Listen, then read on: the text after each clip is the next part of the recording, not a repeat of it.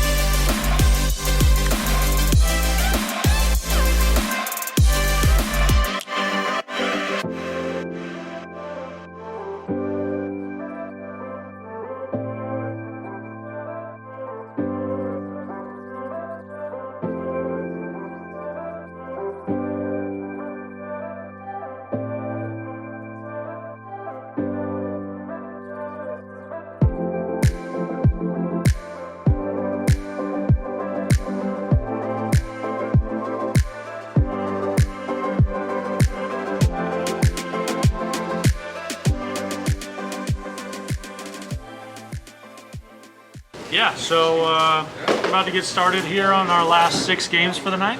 We got 12 more tomorrow. Be sure to tune in at flowbowling.com. And tell me in the comments what you guys think of the Zen. I threw it for 6 games. I had 295 over.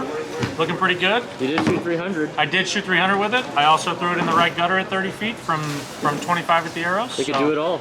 It literally has no weaknesses. So check it out. Leave a like. Subscribe.